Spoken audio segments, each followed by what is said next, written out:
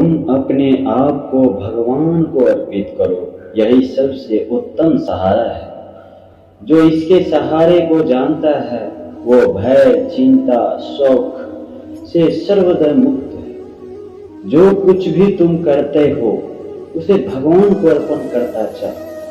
ऐसा करने से सारा जीवन मुक्त का आनंद अनुभव करेगा। मनुष्य के हृदय में भय का साम्राज्य रहता है सदा। कभी संपत्ति के नाश का भय, कभी अपमान का भय, कभी अपनों से बिछड़ जाने का भय। इसीलिए भय के होना सबको स्वाभाविक ही लगते हैं। क्या कभी विचार किया है आपने? जो स्थिति अथवा वस्तु भय को जन्म देती है,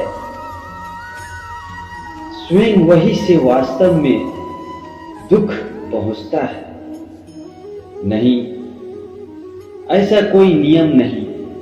और सबका अनुभव ये बताता है, भय धारण करने से बचिए।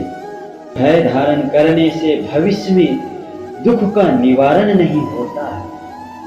भय केवल आने वाली दुख की कल्पना मात्र ही है। वास्तविकता से इनका कोई संबंध नहीं है। तो क्या ये जानते हुए भी भय कुछ और नहीं, केवल कल्पना मात्र ही है? इसे मुक्त होकर केवल निर्णय भर पाना क्या बहुत कठिन है? जरूर इस पर विचार कीजिएगा। किंतु कल के संकट के आज विचार करने से हमें लाभ मिलता है या हमें हानि पहुंचते हैं, ये प्रश्न हम कभी नहीं करते। सत्य तो ये है, संकट और उसका निवारण साथ जन्म लेते हैं, व्यक्ति के लिए भी और सृष्टि के लिए भी। नहीं, आप विचार कीजिए थोड़ा। आप अपने भूतकाल के स्मरण कीजिए, इतिहास को देखिए। आप तुरंत ये जान पाएंगे कि जब जब संकट आता है तब तब उसका निवारण करने वाले शक्ति भी जन्म ले लेते हैं। यही तो जगत का नियम है। वस्तु के संकट शक्ति के जन्म देते हैं। प्रत्येक व्यक्ति जब संकट से निकलता है तो एक कदम आगे निकलता है, आगे बढ़ता है। आपको विश्वास से भरा होता है, ना कि अपने लिए, अपितु आप सभी के लिए। क्या ये सत्य नहीं है?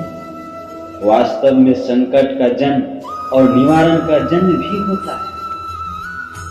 अपने विचारों का ऊंचाई तक ले जाने का एक ही उपाय है, अपने आत्मा को बलवान, ज्ञान बढ़ाने का होता है। जो ये कर पाता है उसे कोई संकट नहीं होता।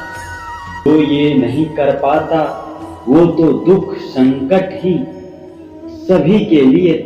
थोड़ा विचार कीजिए। जीवन का हर क्षण निर्णय का समय होता है। प्रत्येक पद पर दूसरे पद का निर्णय करना ही पड़ता है और निर्णय अपना प्रभाव छोड़ जाते हैं। आज किए गए निर्णय भविष्य में सुख या दुख निर्णय करते हैं। ना तो केवल अपने लिए, अपने परिवार के लिए, आने वाली पीढ़ियों के लिए। जब कोई दुविधा सामने आती है तो मन व्याकुल हो जाता है और दुख से भर जाता है। निर्णय को वो क्षण युद्ध बन जाता है और मानव युद्ध भूमि। अधिकतर निर्णय हम दुविधा के उपाय के लिए नहीं, बल्कि मन को शांत करने के लिए लेते हैं। पर क्या कोई दौड़ते हुए भोजन कर सकते हैं? कई विचार किए हैं आप अपने आप? कोई व्यक्ति दौड़ते हुए भोजन कर सकते हैं? नहीं। तो क्या युद्ध से जिसता हुआ मन कोई योग्य निर्णय ले पाएगा? वास्तव में जब कोई शांत मन से कोई निर्णय करता है तो अपने लिए सुखद भविष्य लाता है, किंतु अपने मन को शांत करने के लिए जब कोई निर्णय करता है तो वो अपने लिए भविष्य में कांटों वाला वृक्ष लगाता है। स्वयं विचार कीजिए। मंदिर में भक्त खड़ा कहते दान करिए, पर चोर कहता है इस मूर्ति के गहना कैसे चुराएं। हृदय धर्म का ज्ञान देते हैं, हृदय भरा धर्म, धर्म भरा हृदय ज्ञान देते हैं, और अधर्म से भरा हृदय अधर्म का ज्ञान देते हैं। किसी को सुझाव से पूर्व स्वयं हृदय में धर्म स्थापित करना क्या आवश्यक नहीं है? स्वयं विचार कीजिए। आप उन चीजों की बदलने की कोशिश न करें जो आपके हाथ में नहीं है। भगवान श्री कृष्ण कहते हैं दूसरों को बदलने में अपना जीवन को बर्बाद न करे, बल्कि खुद को बदले। जिस दिन हम लड़ना छोड़ देते हैं उस दिन से हम जीना शुरू कर देते हैं।